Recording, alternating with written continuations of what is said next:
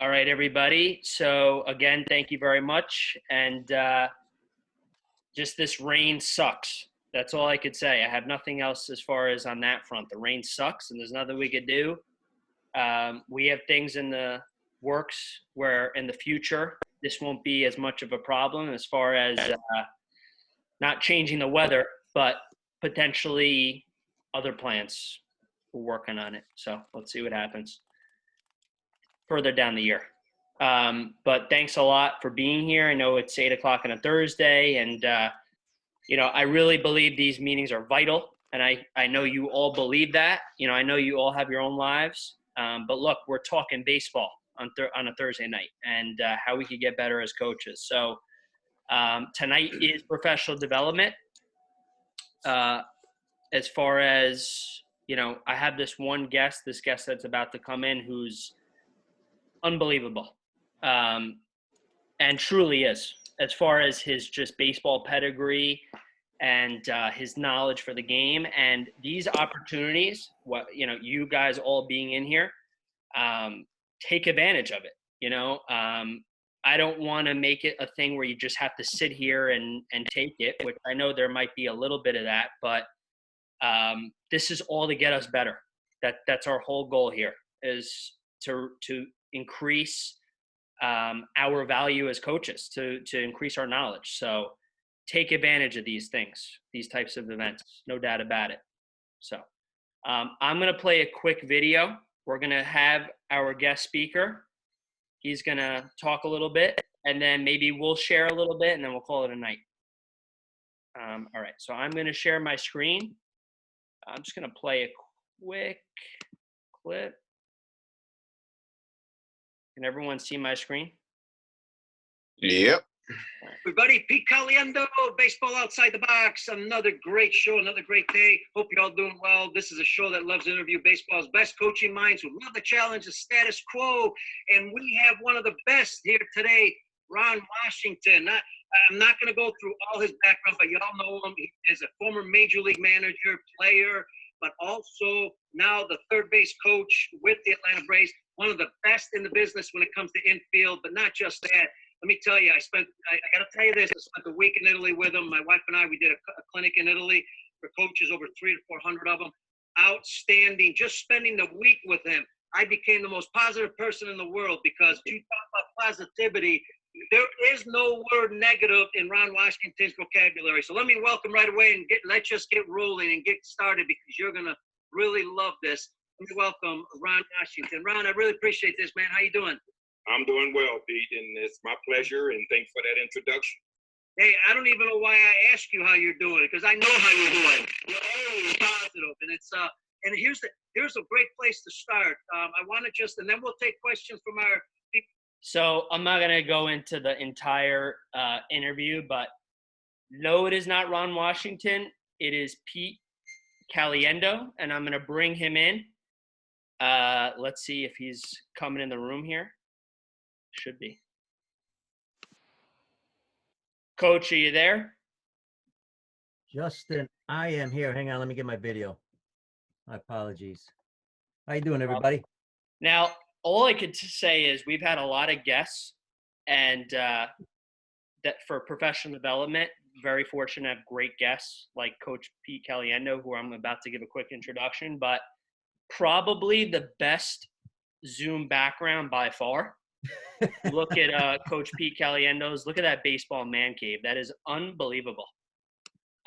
So before I hand it over to Coach, I wrote a couple things down, but I basically just want to tell you, Coach Pete Caliendo is an absolute gem in the game of baseball. I mean, he's been coaching for over 35, 40 years almost. He's coached all over the world, has instructed with academies in Cuba, Japan. Is that right, Coach? Right. Japan. Were you just in the Ukraine? Yes, sir. Okay. So anyone in the game of baseball that has been involved in the game of baseball knows Coach Pete Caliendo. He's an absolute gem. Actually, he has a phenomenal podcast as you just saw, who had, tremendous guests. There was Bo Porter on. I watched that one. Professional baseball players, coaches all over the world. Just a pure gem, tremendous amount of wealth of knowledge, and I would say truly one of the kings of instruction in the world. I mean, I'm really going on a limb by saying that, but it's the truth. And, frankly, we connected through the pandemic, and he asked me to be on his podcast, which I was honored. I'll share it with you, later or whatever, if you guys want to check it out. But he's just an absolute gem, and we're so fortunate to have him here tonight. He was, gracious to bring his time here or whatever to share some wisdom. So without further ado, Coach, I'm going to hand it over to you. Just thank you so much for being here. Justin, thank you, and thank everybody for joining us. All the things he says, because of the 39 years, the more you stay in the game, the more good things happen. And I've been extremely fortunate because of the fact that I've had some great mentors. Hopefully you guys all have great mentors that you have that help you along the way. I know I've had a ton of them. Some have passed away, but one thing, I never forget them because they were always there. There's no way that I would be able to do the things that I've done around the world. First of all, it wasn't for my parents, obviously, being Italian. And by the way, I'm having an espresso for you guys because I need it. It's been a long day. But because of that, not only my parents, but obviously, coaches along the way and all that. And you kind of learn from everybody and kind of, simulate what you think is some good things that, can help kids. So first of all, I just want to thank everybody for being on. And second, I want to thank you. And I do this with all the coaches I talk to because I think it's so important. Justin mentioned the age group that you guys are working with. And I realize you've worked with different age groups, but when you're working with, 5 to 9-year-olds, to me, that's how I learned to develop the background of instruction, development, and how to work with young kids, because I really feel that if you've worked with that age group, man, you can work with any age group. And just like all of you, I've been lucky to work with young kids, high school, college, pros, former pros, big league guys. And one thing I learned, that all of them want to learn. It doesn't matter what level, and they all want to get better. And if you're there for them and you make them realize that you care about them, I think you realize that, they're going to listen. And I remember, and I'll tell you real quick, when I remember my first time I started independent ball. I was in independent ball for about 10 years. And one of the things, I was with Team USA, so I was with a lot of the best players at 16, 14 and even 12. But at the same time, when I got to independent ball, I was a little scared because I've never been with pro guys. And I was like, man, I'm going to be with pro guys. How am I going to handle that? And what I realized, that they're no different than the 5 and 9-year-olds. They make mistakes. They're human. They want to learn. They want to get better. So again, commend you for what you're doing with that age group, because I realized, one, it's not an easy age group, but at the same time, it could be a lot of fun. And I always tell our coaches, put yourself in their shoes. And what would you want to do if you're them? If you have a practice, or if you're working on instruction, how would you want somebody to work with you at that age group? If they had no coaches, what would they like to do? So I kind of formulate that a little bit. And obviously we have a game plan. We want to help them get better. But, we also realize that, at that age group, we're going to influence them a great deal. Now, the statistics. By the time they get to about 13, things start to change. 13, 14. Some will drop out. And I don't believe the excuse that they drop out because of other sports or technology or other things that they're going to be doing. I've always believed that they love the game of baseball and they love their coaches, and the coaches are doing a great job, and they've done a great job at the younger levels. They're going to continue to play the game no matter what, because they're having fun. They're not going to drop out. I realize some may drop out because of competition, a little tougher as you get older, and maybe, guys and gals will drop out at a certain age. But so I really believe that, and I've talked about this a lot, the foundation of our sport, not only in the U.S., but around the world, is the younger kids. That's the development of our young kids. If we do that properly, boy, they can really develop into real good players in the future. A lot of the mistakes and injuries, and I know you realize this, and some of the things I'm going to tell you, you already know. A lot of the things that happen when they're young develop when they're older. So, these injuries that we're seeing a lot of times at older age groups, those injuries didn't occur at the big league level or at the high school, college level, they started somewhere along the way, right, when they were younger, especially in the throwing aspect. So if we're doing something incorrectly and we're not correcting them properly, that could create an injury down the road. And that's why I think our responsibility is so important with this age group. Again, I realize you work with the young kids. What I'd like to do in a few minutes here, I really like to make this a little interactive, because I think if we can interact and ask questions or even suggest comments, I think that's how you learn, right? We got a lot of experience here, a lot of different coaches, different ages. And when you put it all together, man, I think you could learn from everybody. I have learned, and I know it may sound great, but it's true. I've learned from young kids. It's amazing when you ask questions, sometimes the answers they give you, and then you start thinking, man, maybe this 12-year-old's right. That's a good thing, what he just said. Maybe we need to change something. So in a few minutes, I'll mention a few things, and then in a few minutes, let's open it up. Let's have some fun with a discussion. I think that's the best way to handle something like this. And Justin, tell me if you want to get into something now, another avenue, just mention it, and now we'll go into that. I just wrote down a couple notes. First thing is, you hear this all the time. You hear, make sure you have fun, right? And then you go to a practice, and the practice doesn't look that much fun. It doesn't look fun at all. Now, why is fun so important? One, I don't know about you, but when I was in school, man, if the teacher was boring, I wasn't very good at listening.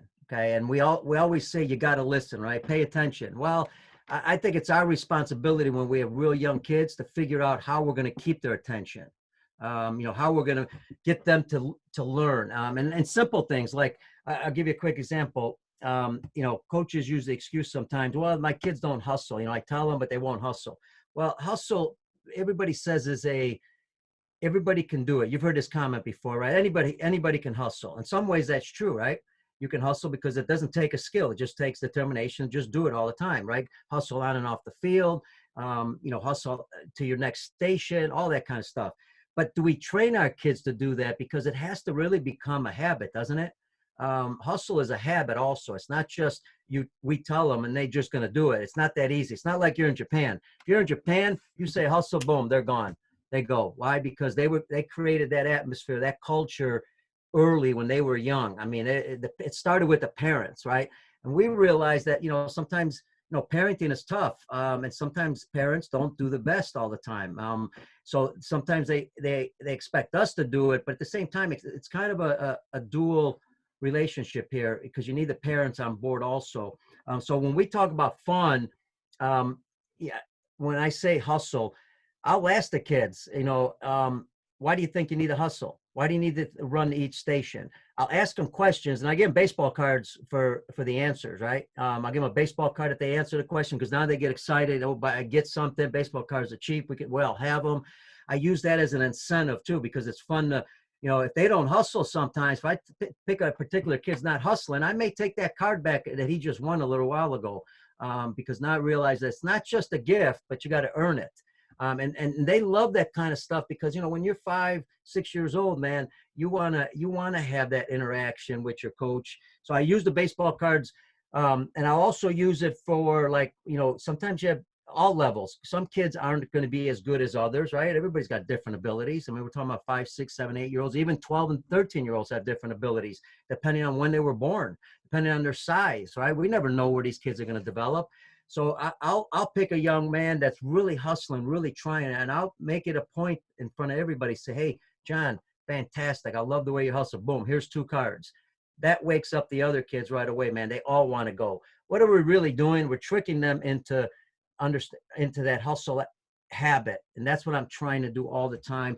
I'll have a little game with them. I'll say, okay, here's positions, right? I'll give them numbers. Most of the kids don't even know at that age what position numbers are, right? 1, 2, 3 different positions. So I'll point them out. I'll tell them the numbers. I'll give them the positions, what they represent. I'll say, okay, ready, go. And they got to run to that spot. We might get 4 kids at second base the first time. We'll come back, we'll go over the numbers again. And that's a way for me to get them to understand and to trick them again into hustling on and off the field. Little things like how they put their equipment, man. even if they're 6, 7 years old. Where are you going to put your equipment? Where's your glove going to go? Where's your bat going to go? We start with that a little bit. How do you break in the glove? A lot of kids, what do they do with their glove? They'll take it and they'll throw it, right? They'll throw it in the dugout or throw it, and when we ask them, why do you want to throw your glove? That's part of your what you're going to need to catch the baseball with. You want that to be a great thing so you can catch it easier. What do we do with that glove? We turn it inside out when they don't use it. Why do we turn it inside out? Because catching a baseball, there's a lot of fear. Well, a lot of the gloves are closed, right? They're flat. Well, if you turn it inside out, now it stays open a lot better. So again, we're just creating different things for them to understand, to get better at, but also we're also moving fast doing it. We're not standing still. We're moving around. One of the toughest things, as you know, for these young kids is to play catch, right? There's a fear factor involved. And I'm sure you all do this, but I start with a warm-up where every young person, 5, 6, 7 years old, doesn't matter, whether it's a baseball. And what we found for the real young kids, we use bean bags to start off with. Why do we use bean bags? Because they form better in your hand. They're easy to catch. So we give them all the bean bag, all the tennis ball, depending on the age, depending on the skill level, how they're doing, whatever. And we'll have different warm-ups. Our warm-ups are real simple. You're going to take the ball in the bean bag and you're going to throw it up in the air and you're going to catch it on your own, because now we're working on the skill, right? We're working on how we're going to catch that object. And they're doing it individually, because a lot of times if we throw it up for them, we don't know the height yet that they're accustomed to, that they're comfortable with, because they got to get to a comfortable position to build up to there. So now they get to do that. And then we'll do it, I might do it 4 or 5 times and I'll stop and say, okay, was that easy? And, and I'll have them answer me. Was it easy? Yeah, it was easy. Okay. If it was easy, then what are you going to do now to develop a better skill? Some kids are pretty smart. They'll say, I'm going to throw it higher. Great. Then throw it higher. Right. And now we throw it higher. Now they're catching. And now we add in the footwork too. We tell them, okay, now try it. Let everybody run forward, run around the field. Doesn't matter. Run around, throw it up. Just throw it up in here as you're running. What are we developing? We're developing skills, athletic skills. We're developing hand-eye coordination. We're developing movement. They don't even know it, because what? If you don't say stop, they'll keep doing it. Because what? It's fun. They enjoy it. These are things that we actually do that actually work. And I'm sure if you've done it, fantastic. If you haven't, maybe you pick something up. As we're doing this, we're gonna go right. We're gonna go left. We're gonna go backwards. We're gonna make them move their feet real fast in place and throw it up in the air. Again, kids love action. They love movement. They don't want to stand still, and they don't want to listen to people talking. So if we can incorporate all those at the same time, maybe mentioning some things, boy, they again, what are we doing? We're having fun with them. The reason we're moving our feet fast is because they've got to learn a little bit about what? Not jumping up and down as you're doing that. Move your feet, but keep your body in a good position so you can see the object really well. We'll have them run backwards. That's a big problem, right? With young kids, they got to develop some movement backwards. That's real tough. We're developing their backward movement, forward movement, sideways. We'll pair them up and let them run around and just throw the bean back to each other. We'll go in circles and we'll toss the bean bag back and forth, or the tennis ball, or a real ball, again, depending on the age. We may go in reverse circles and toss that around. We'll go 2 baseballs. Now it gets real interesting, or 2 bean bags, because in fact, now they've got to say toss. One of them is going to say toss, right? So now you got communication skills in there. And again, they don't realize they're doing those type of things. So when I hear somebody say fun, I expect those type of things, and I expect less standing around, a lot of movement, and we've got to be creative, right? We got to plan that. And now luckily, my plan is in my head because I've been doing it a long time. Your plan may be in your head also. You may not have to write things down because you got a pretty good idea where you want to go. The other part I also try to accomplish with the young kids is we're talking about 5 to 9-year-olds, right? So swinging a bat for a 5 to 9-year-old is not easy. First of all, my opinion, they ought to have the lightest object in their hands first before they swing an actual bat, right? They ought to have a broomstick, a wiffle ball bat, anything light as possible. Because what happens, and again, my experience has been, when you got that light object in your hands, wow, now the body's controlling the object, right? So now the body can kind of control the swing a little bit. Then later on, as they get comfortable, you can put the heavier object in, because now the body understands what the movements are. But there's another step that we use I think is important.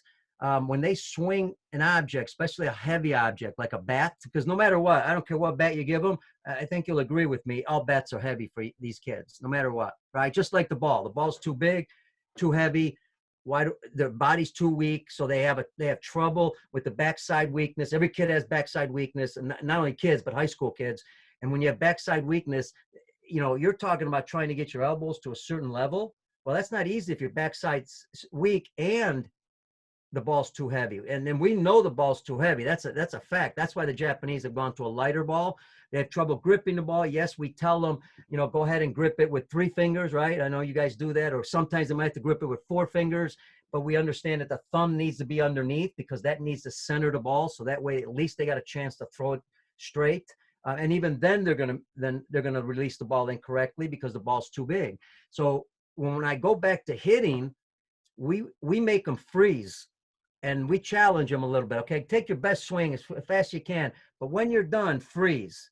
Now, why are we doing that? We're doing that because we keep saying that balance is so important in the swing. Well, now if we challenge them to keep their balance, but we don't restrict them from taking a quick swing. We don't want to slow their swing down unless you're working on a particular skill to understand it. Then we might slow it down. But now we're going to swing fast, hold our swing just for a second. Try to balance. Now, they're not going to be able to do that right away. So now what? You got a challenge, right? That's a challenge. And kids love challenges. So now all of a sudden they're trying to do it. They're falling. Okay, do it again, right? And now we're swinging again one more time. Now they're going to try to balance. What I found is this. When they try to balance, the body will try to correct itself to get in that balanced position. So the skills that you're trying to teach, which it might be the front leg, being straight at contact, where it's locked a little bit, where the back heel is off the ground. Those skills that you're talking about at the base level, they start to correct themselves. Because what happens is, and I stress this to volunteer coaches. You guys are professionals. You're dealing from a point of knowledge. But even with volunteers, you got 12 kids. You're at a practice. How are you going to teach 12 kids to hit? Sometimes you're the only coach, right? Or you got 2 coaches. That's still not enough. Not when you talk about 8-year-olds, 7-year-olds. So if you get them to freeze, and we get them to freeze, whether we're doing soft toss or overhand toss, we go to one knee. I'm sure you do the same thing. Go to one knee. If you're ever doing overhand toss and you're throwing wiffle balls or incredible balls to eliminate fear and to develop that skill, because I think that's the first thing you need to do is eliminate the fear, and that's how you do it with the wiffle balls and all that. And then wiffle balls are fun, and you can throw them easier. But if you're on one knee, you're at their level. So I think that's another aspect of the teaching.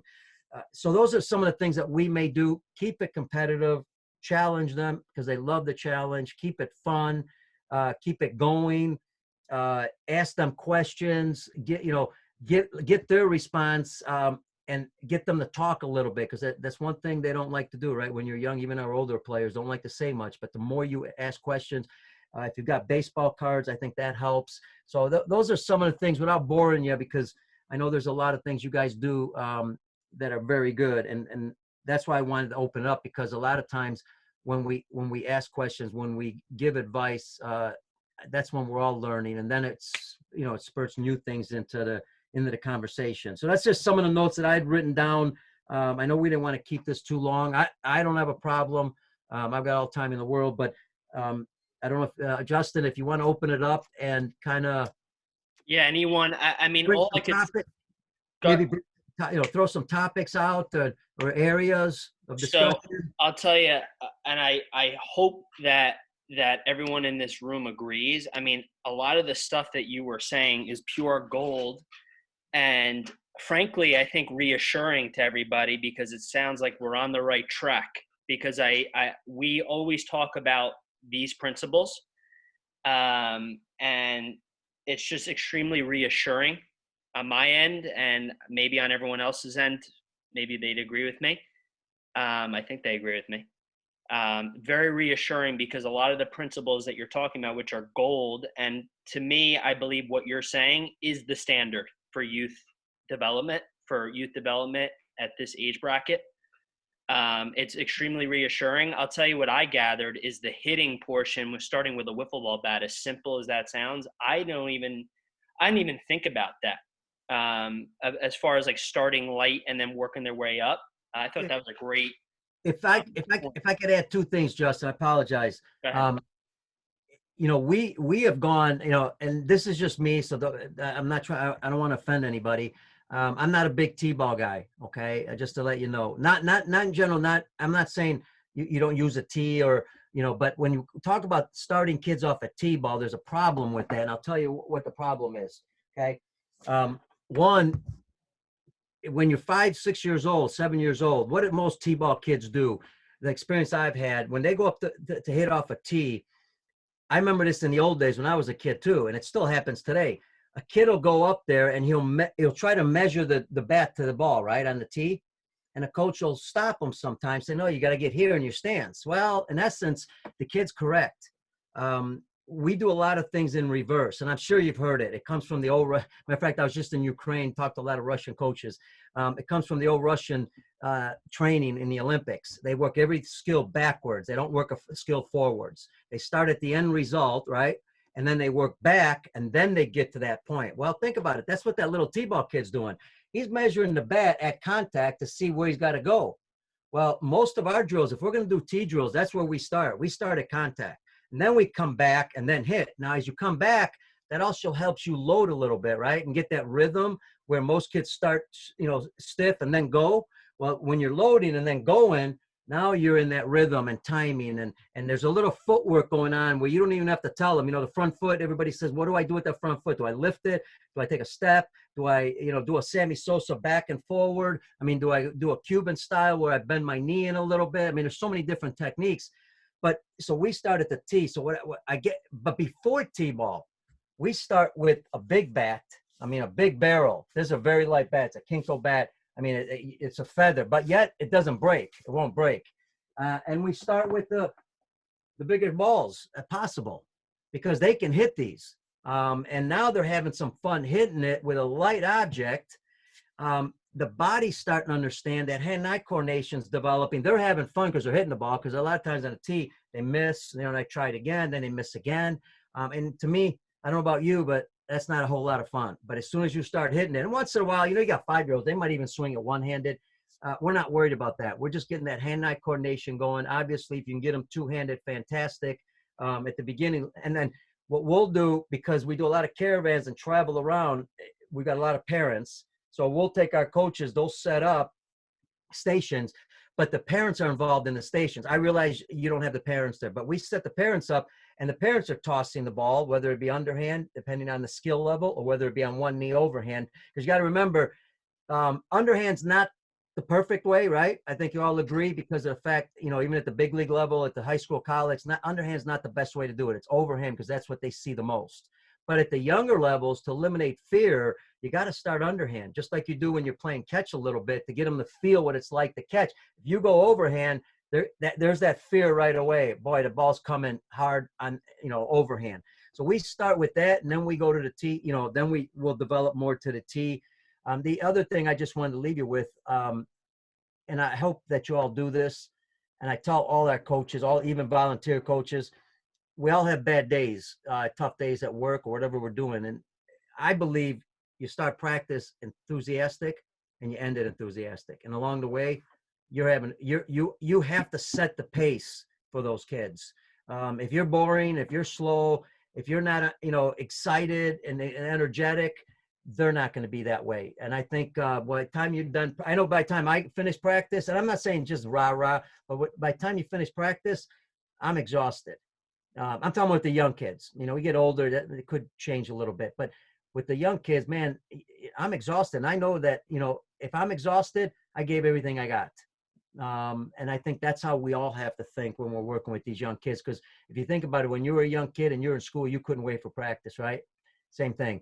And man, it was fun when, the coach had a great time with us. And yes, do we have to demand attention? And once in a while they lose their attention. You have to do different things. Like if you are talking to them, make sure the sun's not in their eyes. I think that's a simple skill to understand. If they're on one knee, that's fine. If they're sitting down, they're probably not going to listen as much. I think we all understand that part. But if they're on one knee, I think they get, they're a little bit more attentive. Things like that. So that's what I try to throw at them as best I can. So that's how we start. We start with this. Excellent. I'll tell you, it's excellent. I saw in a toy store the other day these big softball wiffle balls, and I was hesitant to buy them because I'm like, maybe smaller is better for hand-eye coordination, but it's actually okay to enforce confidence and build their confidence by letting them hit the ball. So, Yeah, I mean, and eventually, that just kind of changed my thinking a little bit. Justin, eventually, though, don't get me wrong here now. We're building the confidence with this, and then we're also going to the smaller ball, right? Russian, right. So maybe there's different stations, but on top of it, we're also teaching individuals, unfortunately, right? Especially nowadays coaching, and I don't know about you, but I love seeing a lot of young people in coaching. Even at the big league level, and the professional level, you know, you have to look at each individual, because the individual that's the skilled kid, right now, just because of what? Biology, right? This kid might be 6 months older or 5 months older. He might be more skilled. This skill is too easy, right?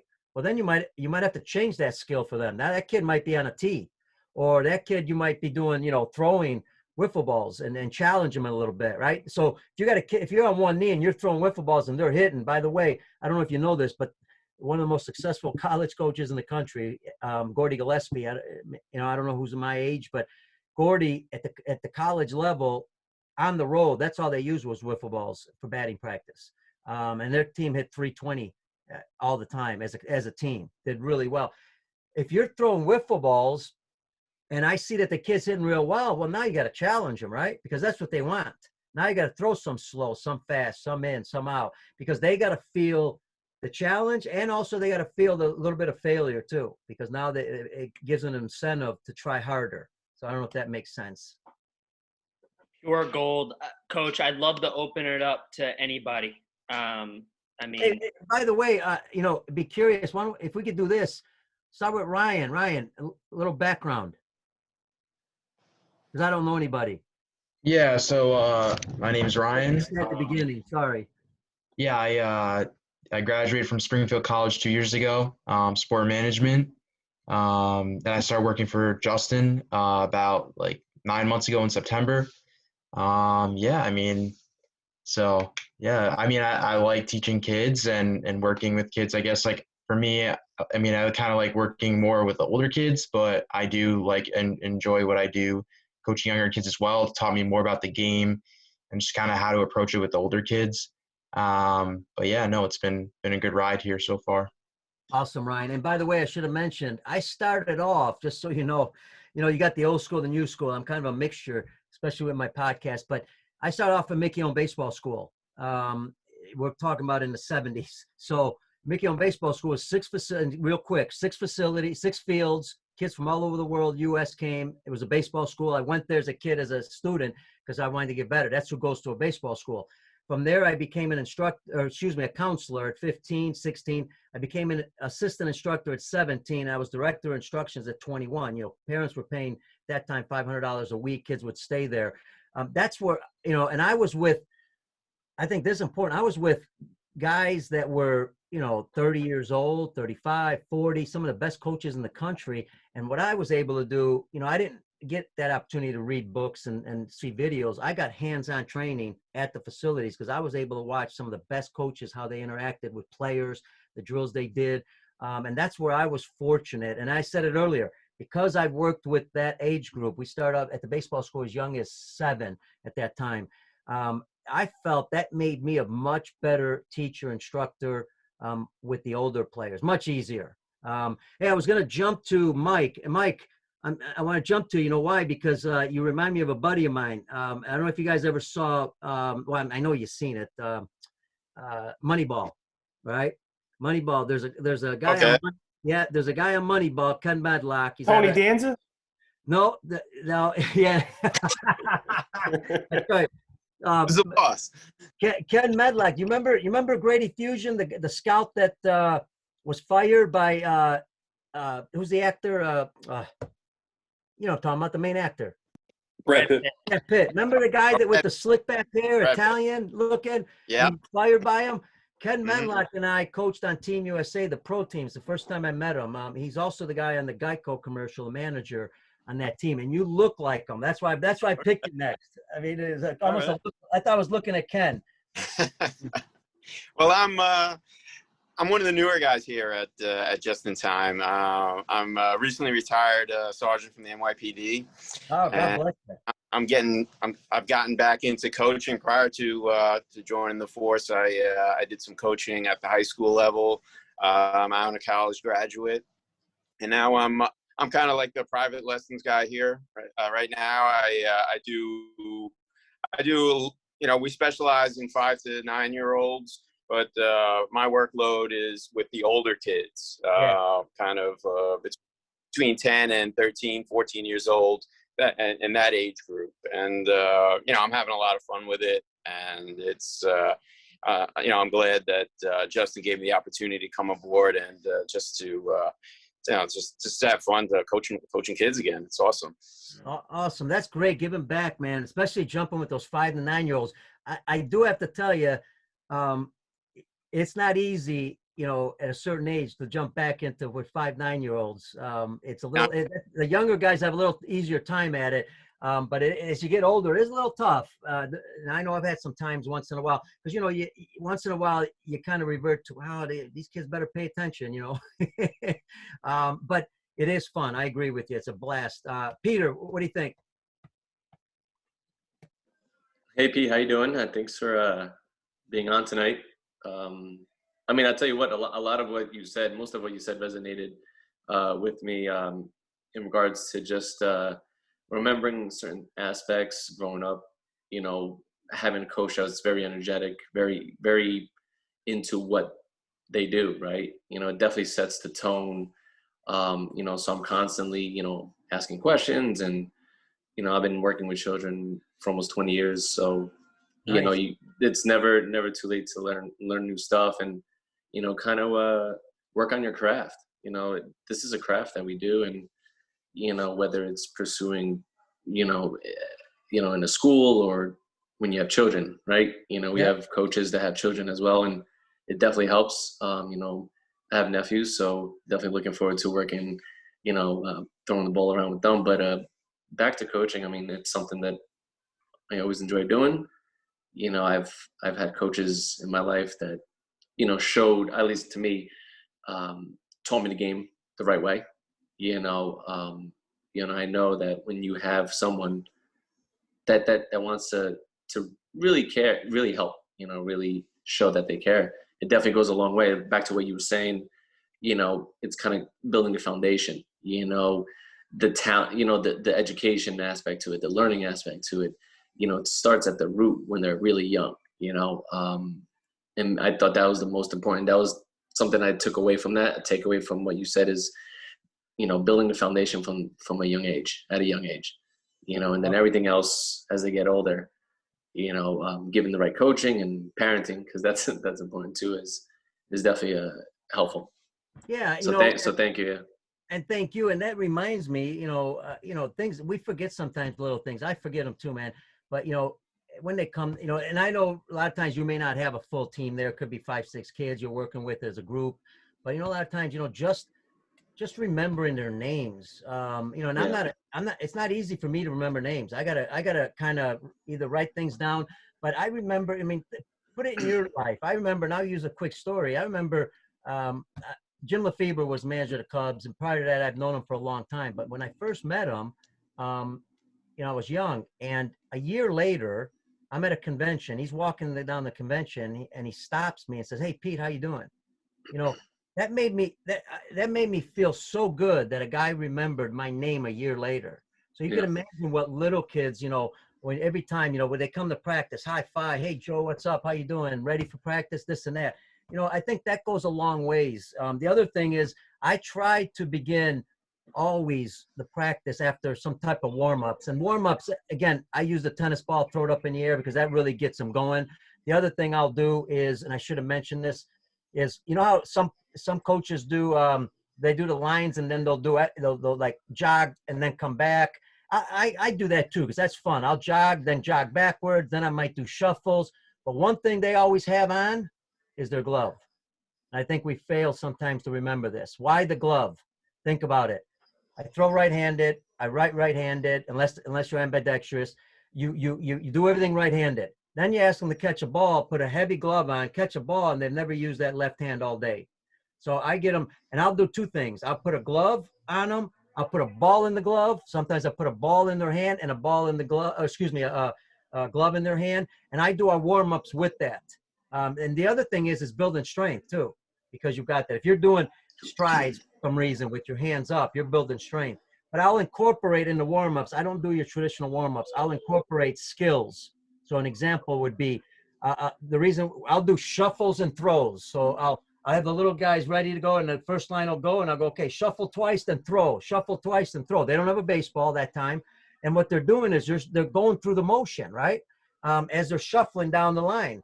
I'll have them swing and run. So now we're working on swinging.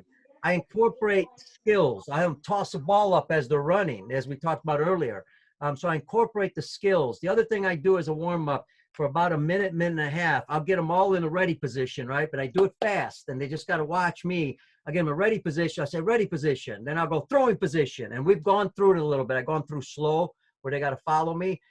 And I make them repeat it. I know this isn't easy, but I'll say ready position. They yell ready position. Why do I have them yell that? Because that keeps them busy, and it keeps them remembering that's the ready position, right? Before somebody hit or the pitcher throws the ball. So I'll go ready position. Then I'll go fielding position. They get into fielding position. I'll go throwing position. I'll go throwing. I say throw, they'll throw. Hitting position, swing, and then they'll freeze at the swing. Then I'll go hitting position, contact. So I'll take all the different skills. I'll even say slide, where they got to go on the ground and go into a sliding position. And then as we're doing this, first day easy, next day a little easier or a little harder, I'll incorporate to the point where I'll mix it all up. I'll go throwing position, hitting position, swing, throwing position, throw, fielding position, throw. What am I doing? I'm warming up the body, because you can't tell me when I go to a fielding position, I'm stretching my legs out. When I go start to throw, I'm warming up the upper body, right? Even though they're not throwing an object. But I'm working on the skills as well as I'm working on the warm-up at the same time. So I'll change the warm-ups around. I'll do different things. Do I spend a lot of time on it? No, a minute and a half, 2 minutes. Once in a while, I'll get a kid that's really good, and I'll get them to do it. So they'll lead the group. If I'm trying to demonstrate, I'll demonstrate sometimes, because I think that, we might do it better by showing it to them. But if I got a kid that's throwing pretty good, I'll have him demonstrate to the group, and he'll throw to another player or to me. Why do I do that? Because they pay attention more to their guys than they will us. I mean, when they see their buddy up there, boom, eyes, and you could try it. Eyes go right on them, man. Everybody's looking. And sometimes when the coach is doing it, sometimes they're not paying attention all the time. So as you guys are talking, it spurts some of the new, other things that I'm doing. That's why I appreciate what you're saying. John, how about you? Hey, Pete, how you doing? Thanks again for coming on. So I started up with Justin around like October, November. I am actually a sixth grade math teacher, and I coach with Justin after work, and then I come home to two of my own, a 4-year-old and a 10-month-old. So I get what you're saying about that word exhaustion, but it's a good exhaustion. Here's one of them right here. But no, it's awesome, man. And I actually love that the last thing you just said about the warm-up drills. And I know a couple of the guys, we always like to get the kids moving before practice, just to kind of get, like you said, the upper body, lower body, working and moving. But the idea of having the glove on makes a ton of sense. And definitely during my next group class, I'm going to definitely try that out, because I could just see a couple, even like you said, with the side shuffles, just have the glove on, and that mimics, stepping and throwing. So just stuff like that is awesome. And I appreciate that. So definitely going to use that with my next group for sure. So thank you. And John, the more you do that stuff, especially the skill work inside the warm-ups, the better they get, because they're doing the skill without actually having to worry about a ball coming at them or a bat, hitting the ball. The other part is, and I know you guys do this, I mean, as a warm-up, I never have them run around the field as a warm-up. To me, that's a waste of time, and I think time's the essence, and it's not a lot of fun. And and the reason I know that is because when they run around the field, I don't see any coaches running with them, because we all know that's kind of boring. But if we do that, I always have the glove on, but I'd rather they run the bases, right? Because now you're learning the bases, and they really maybe aren't sure how to run the bases. So I'll set up cones, and if I don't have cones, I'll get water bottles, and I'll put one before the base at second base, where they round it.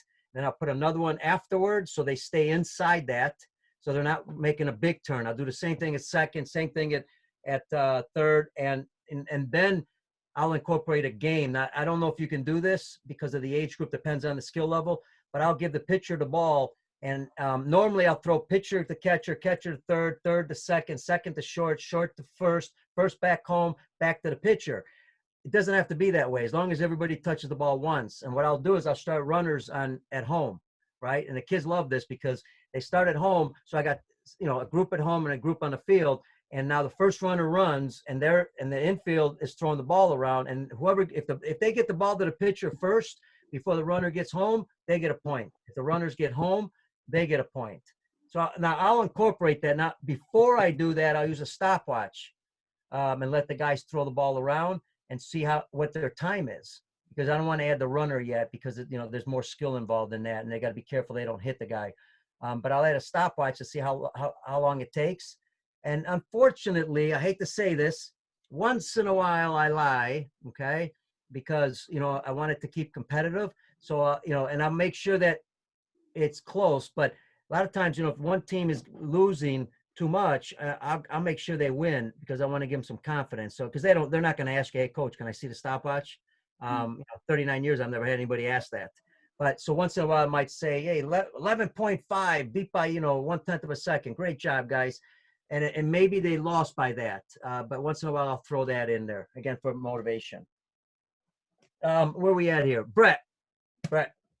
And Justin, let me know when the time's up. I know we're going maybe too long. The floor is yours. I mean, this is gold. Right. Yeah, thanks again, Coach, for talking to us. Thank you. It's all gold. But I started working with Justine Time in February, and I've just been playing overseas the past 6 years. Been lucky. Where? Australia, yeah. Sweden, and Germany as well. Nice. And I'm lucky enough to have the dual passport with GB. So that was my in for overseas. So I've been super fortunate. Liam Carroll, or no, was it Liam? Yeah, right? Yeah, Liam, he stepped down. Yeah, I saw that. Yeah, so we have a new coach for this tournament coming up. Cool. Nice. Awesome. Alex. Hey, Coach. Great talking to you. Thanks for coming on, like all the other guys already mentioned. I started with Justin early this year, so I've been with him for about 6 months now. I'm a finance guy by trade, but I've been around the game of baseball pretty much my entire life from playing. And then my biggest connection to baseball is I'm an umpire. I've been umpiring for close to 20 years now, all the way up to collegiate level. So, I've been around that for the longest time. I'm a father of 2 boys. So, that the parental side of me comes out more than the instructional side a lot of the times. But I have to keep it not so personal. But my biggest thing, and I think this is why I'm usually working with the smaller guys and girls. Actually, have we had any girls yet? I don't think so. Actually, we have with Bedford at a ton. Yeah. So is because I'm very empathetic. So I try to build a relationship with these kids. Not as a parental figure, but just as a friend sometimes, and just be the fun guy. A lot of these kids they got school, and then they who knows what's going on at home. Sometimes they look towards these baseball practices as their fun time. So, we try to always keep it fun, try to keep it upbeat. We have to keep structure sometimes as well. But for the most part, I like to really, but one of the things that you've said that I think is one of my biggest points is, get into their eye level. That's one of the things I've always stressed. I never like to tower over somebody. Mm-hmm. I'm over 6 feet tall, not as tall as Brett, but I don't like to tower over kids. 6 feet. Hey, 6'1". Don't cut me short. Hey, keep quiet. You had your time, 5'10". No, but I think one of the biggest things as a coach, and I've stressed this to everybody on this call, is to never tower over anybody, because it just builds this overbearing individual that these kids will never, they'll fear you more than they'll listen to you. So, that's one of the things. And I really appreciate the glove thing during the, like John had mentioned before.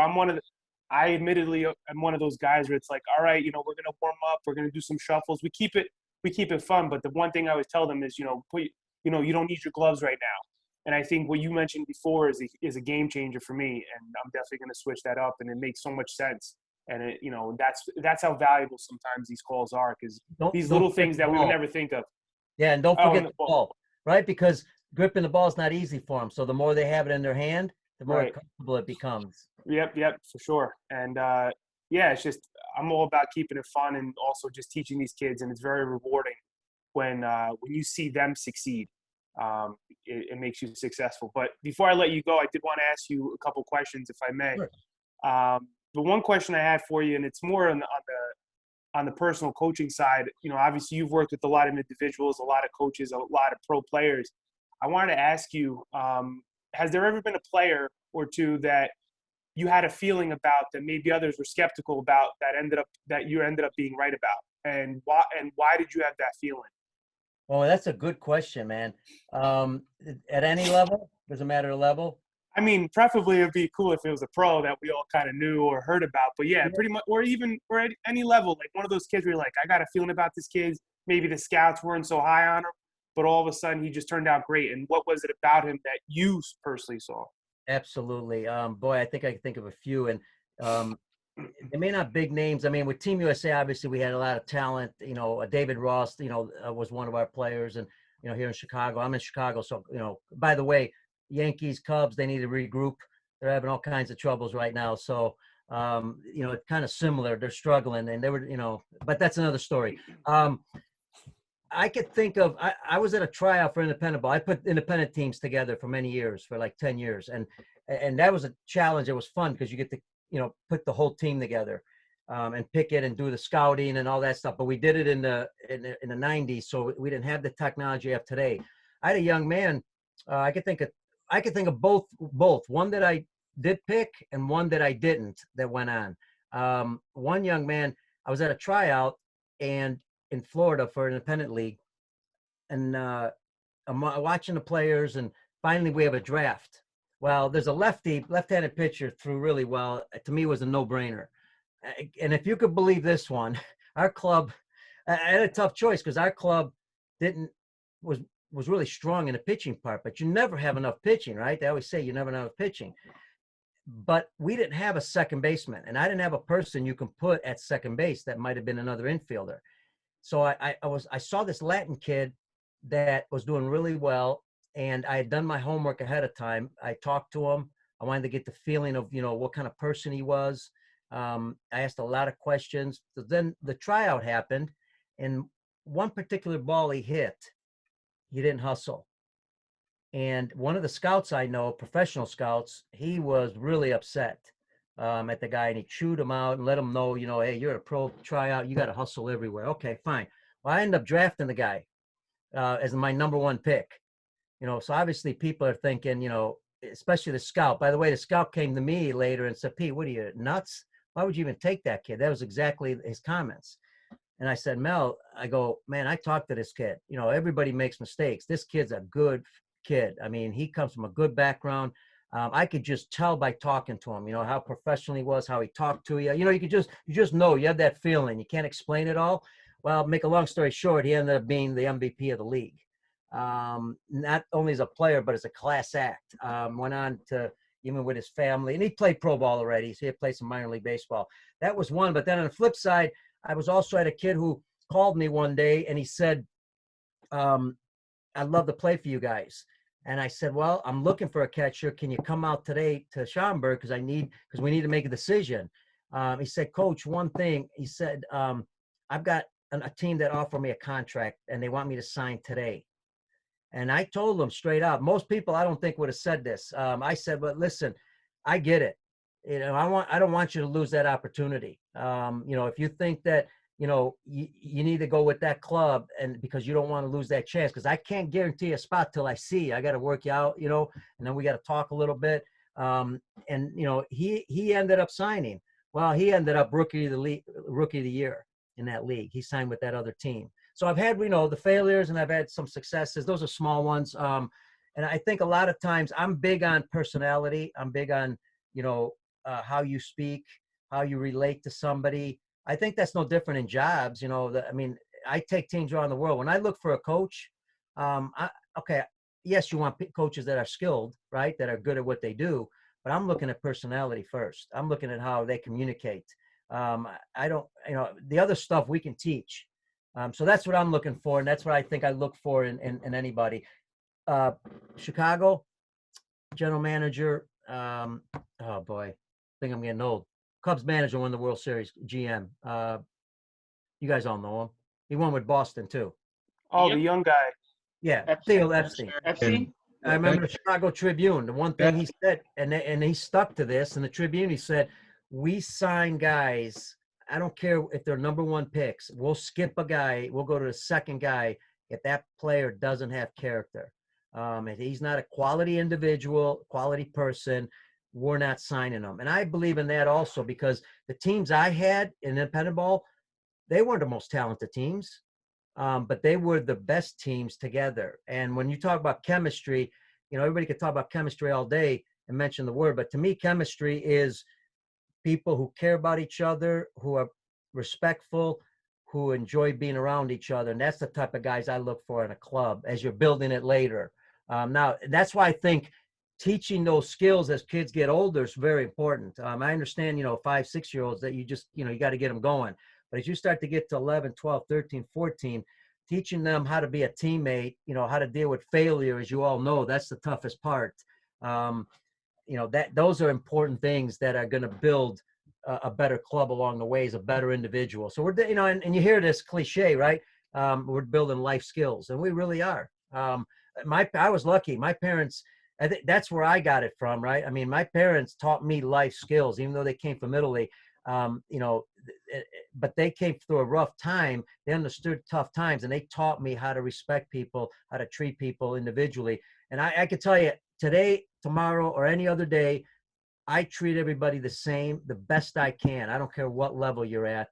I'm always trying to communicate with everybody. And that's whether I'm at a hotel or whether I'm at somewhere else around the world. I always try to, treat people with respect, the way you want to be treated. So it's kind of long-winded, but that was a little bit of an answer. I appreciate that. Thank you. All right, we got one more, right? What do we got? What did I miss? Did he go? Coach Josh had to quickly leave. Okay, no problem. He sends his regards and greatly appreciates you being here. Hey, I thank you guys for being here. I really do. So all I could say is, just a big thank you. And I speak for everybody in here. You see why you are who you are, meaning you, Coach Caliendo. Tip of the spear. You're the tip of the spear. And I appreciate it, guy. And maybe you can, if you want, give everybody my email. Feel free to communicate anytime. If I can help in any way, I've always said, I'll give you an example real quick before I end. With parents, parents are big, like when they're going to games, and parents, how they like to talk a lot and communicate too much during the game, as coaches do sometimes, because if we tell kids too much during games what to do as they're trying to do it, we're just messing them up. Let them do it, and then work on it later if they make some mistakes. There's nothing wrong with when they come to the dugout. I think you all know that, to talk to them, ask them some questions, why they did something, and let them respond. But I think during the game, we got to let them play as much as possible. Oh, by the way, I'm big on starting 9, 10, 11 years old in games, making decisions. I'm huge on that. I want them to make mistakes. I let them realize mistakes are part of the game. That's how you learn. So when they're on the bases and the ball's hit in front of them, I don't care if they're 10 years old. I tell my 10-year-olds, you're on your own. Okay. You make that choice if you're going to go to the next base. There's going to be coaches that are going to go, whoa. They're not learning that way. I think they are, because the more they have that ability to do that, the more they understand, because you might ask them, why'd you make that decision go to third? They might tell you, and okay, but learn from that. So I'm big on that. I'm also big on, I don't give the outs. I never tell young kids how many outs there are on the bases. Always do what? Always ask them all the time. And it works 100%, because, coaches complain, well, they don't know the outs. Well, they don't know the outs because you're telling them all the time. Right? They don't have to know them. But and it's fun too. I'll do it in practice. A kid comes to third base. I got to say, hey, Ray, how many outs? They'll go 2 outs, coach. I go, you sure? He goes, yeah. I said, okay, good luck. And I'll have some fun and I'll smile, right? Because sometimes they'll make a mistake on it, and that's okay. You got to have some fun. They have a blast. Now what happens is if you're at first base and you're always asking them, what the outs are, by the time they get the first, eventually they're telling you the outs because they don't want to hear the question. All right, they're going to coach one out. As you get older, college guys have done this. As you get older, you may not tell them the outs, but the guys have to show it on the bases. Again, that keeps them in the game. So those are other things I use with young kids. I'm always trying to get them to learn on their own as best as possible. I think then eliminates fear. But to the parents, real quick, and the reason I said my email, when parents don't pay, always doing that kind of stuff, I have a good friend, Dr. Harrison. It's called Slow the Game Down. He passed away, but his son Ryan runs the program, Vision program. Been doing it since the 70s. He had an article in ESPN, or one of the major articles, about why you should not talk to players on the field. What, like, example, as they're hitting, hey, Johnny, do this, hey, do that, or spread your feet or grip this. Because right away when you're doing that, it blocks the ability for them to concentrate and the ability to see the baseball. And what I do is I don't tell the parents that. I give them the article. I email it to them. Read this article. I know you love your kids, but you're actually doing more harm. I wish you'd read the article so you understand why, and I think we'll get better at it. So, Coach Pete, just real quick, I did a 13U game the other day. This is so funny you say that. I did a 13U game. There was a kid at bat. His first at bat, the father was literally like right behind the dugout, just screaming, get closer to the plate, step back, get closer. The whole first at bat. The second at bat, the father did it again. He's like, choke up on the bat. He finally turned. He said, Dad, I can't hit if I'm listening. Smart kid. And by the way, Mike, I had a high school coach on a Dominican trip. Good guy. Did the same thing with his kid. We were in the Dominican Republic, constantly on him. And I didn't realize this because I didn't know he did that, back home. And I had to sit him down at the hotel, and talk to him and say, you just hurting your kid doing that. I think you understand it. You mean well, but we all know it really doesn't work. It's just a matter. And that's why educating parents, to me, is so important, because they want to know. And you might as well make them part of the education, because that'll help their kids, because eventually they're going to tell their kids something else when they go home. If you can get them on the same page a little bit, they're just going to be more helpful. So now, whenever I coach, I always tell the parents, of like, you gotta, there's a thing, it's coaches coach, parents cheer and players play. I mean, that's the role that each and every one of us has to maintain. We got to stay in our lane and focus on that. And giving cues to players in the middle of games, I'm not big on that at all. I'll say maybe something really like, balance or something like that, but I wouldn't get into get your hands back, get your foot down, all that stuff. That's too much for them once they get into the box. I tell them all the time, I'm like, guys or girls, once you get in that box, your training is going to take over. What we did on the practice field, what we did in the cage all winter, and then it's time to come out and play the games, that's all going to come out. And if we got to make some adjustments after that, after the game or the next practice, that's when we'll make those adjustments. We can't do it real time in the game like that. It's gotta, we got to make an assessment, and then we'll take it from there and we'll get better. And that's what it's all about. Absolutely. Perfect. Good, Justin. Well, Coach, thank you so much. And, just truly, you're a complete gem. And I'm speaking for everybody here. This was phenomenal. So it's exactly what I thought it would be. And it's really reassuring to me that I feel like we're on the right track here for what we're doing. And we're doing things right over here. Obviously, we have a lot to learn, and this is why we do these types of events, meaning bringing in great people like yourself. But we're on the right track. So who better than you? Thank you very much. Awesome. Thanks, everybody. I appreciate it. Good luck this year. Thank you. All right, man. Yeah, thank you, Peter. Thanks, Bye-bye. Coach, Bye-bye. thank you very much. See you guys.